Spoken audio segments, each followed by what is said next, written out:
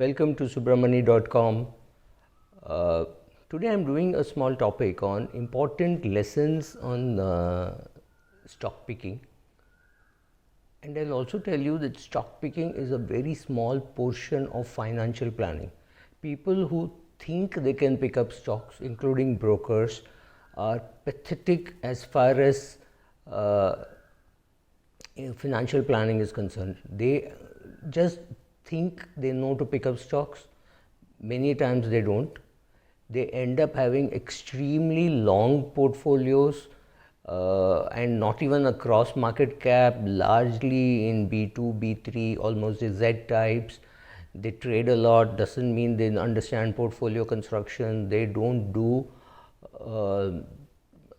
allocation according to industry, they don't copy the index.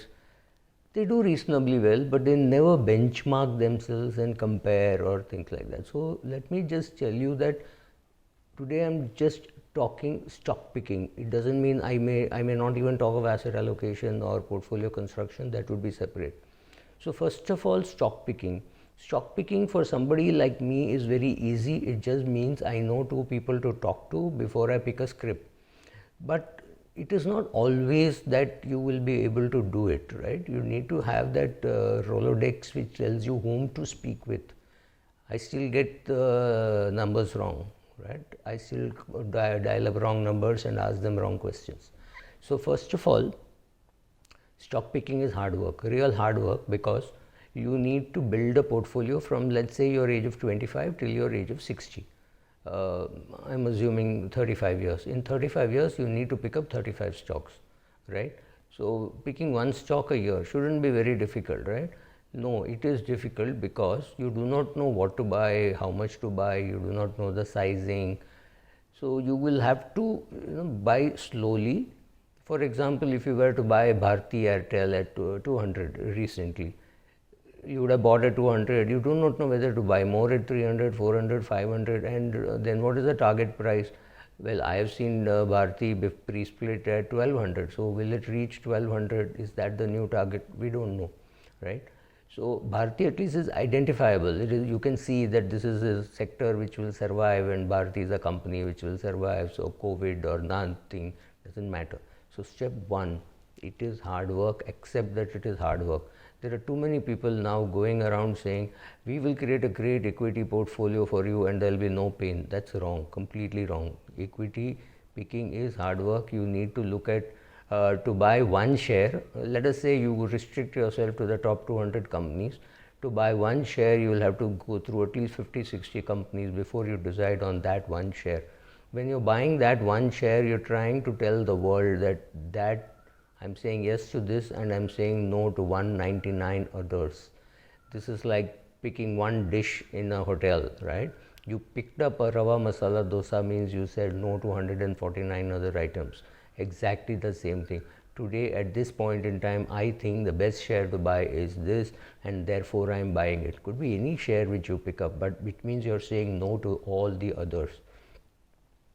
So this hard work is not visible to people, just like how Virat Kohli or Sachin Tendulkar's training is not visible. So a lot of hard work goes into picking up that one stock. And obviously for that you need to read the balance sheet. Reading the balance sheet again is very dull, very boring. A lot of people have videos on how to make it easy. It is not easy, it is boring, it cannot be made interesting. Even companies like Infosys, which is not a very complicated business, if you look at say Reliance or Larsen and Toubro, even the Infosys balance sheet is very boring to read. You need to know how he has created goodwill, what he has done, what he has bought, what he has sold. It's painful, seriously. Market can also give irrational returns for very long periods of time. Look at Bombay real estate, right? Absolutely no sense from a rental point of view. If you had bought a house in South Bombay and given it on rent, you're still not getting good rates. If you bought it in the suburbs of Mumbai, something almost nearer to Pune than to Mumbai, the rental yields are 1% and people are still buying and people are still selling. Absolutely no price movement in real estate. So real estate equities can give you irrational returns, very high, very low for very long periods of time. Look at Procter and Gamble, look at a Hindustan Unilever, these are definitely overpriced. That's what you think, but they continue to be overpriced for 15-20 years, like Mumbai real estate. You do not know when it will come down. Look at the dollar.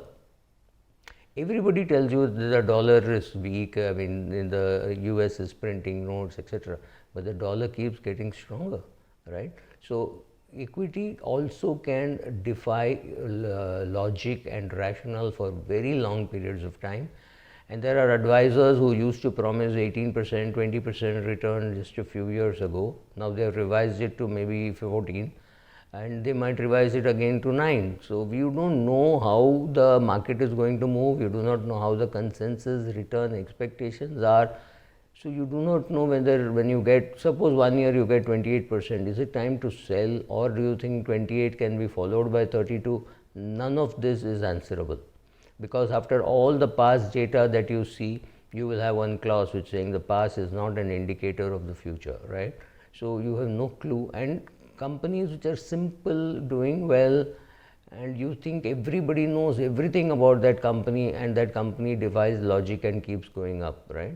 So it's very difficult to know which share to buy. But you have to understand, what I'm creating is the background for you.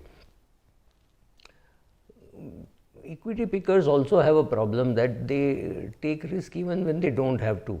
If they have reached a goal or very near a goal, after that they don't have to take a risk. But if you are a compulsive equity addict, you will still keep that money in equity, hoping for it to go up further. This does not make sense at all. For example, if you needed money, let's say you need money in 2040, and we are now in 2020, and you have invested somewhere in 2035, you realize that this corpus, even in a savings bank account or slightly better than savings bank account, will reach the amount that you need in 2040, and you're not revising that amount, right? You decided on that amount in 2020, and in 2035 you stick to that amount. You say, okay, approximately this is what I need. It is high time that you remove money from equity. People don't understand when they have to remove money from equity. You don't try to remove money from equity only at the top. You have to remove it 3-4 years before your goal. Maybe 20%, maybe 25%, depending on the situation of the market, right? And if the amount is already enough for you for 2040, you better remove it. So understanding risk is something very important. The need to take risk and the ability to take risk meet at a point, and that is the only point at which you have to take risk. When you don't need to take risk, just don't take risk. I don't know why this mad love for risk. Equity is a very attractive asset. Everybody wants to come into equity thinking they will multiply their money 3 times, 5 times, etc. Not always true. Also remember that the market is called the great humiliator. So exactly when you think you have understood the market, it comes and gives you a slap. All of us have had that experience, right? Right now everybody is telling you, you should be buying pharma, you should be buying infrastructure, you should be buying technology. Great, good to buy, but doesn't mean that the market will have the same time frame which you have in mind. You have 6 months in mind, market may have 6 years in mind. So an infrastructure fund which you buy now and you think is going to double in the next 5 years may actually do nothing for the next 1.5 years. You will sell out and then double in 2 years. Anything is possible. So when you buy, you need tremendous conviction and the ability to sit tight over long periods of time. And if there is a correction, you have to know whether the correction is temporary or permanent, which means even in investing, you need to have a stop loss, which could be a damn deep stop loss, but yes, you may need a stop loss. So market does not teach you any of these things in advance. You keep learning as you go. So you can buy on the way up, you can sell on the way down, you can sell on the way up, you can do anything that you want, right? So you bought a Kajaria Ceramics at 36 and then you went on buying till it reached to 500. Possible? Yes, possible, right? And that price you may be selling, but your target was 500. Will you sell or will you look at the numbers and decide again? Again, a difficult question to answer, right? So stock picking itself is difficult.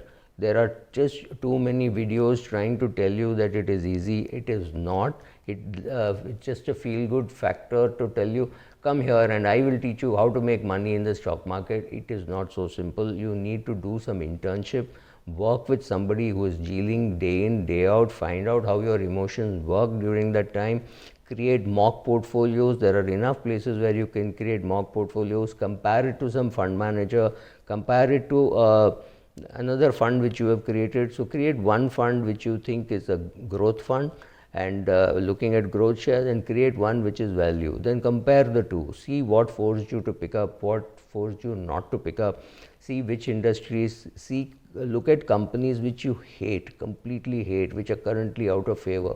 Everybody thinks that company is bad. Look at that company's balance sheet also to know whether you would have bought it if you didn't read so many people's opinion.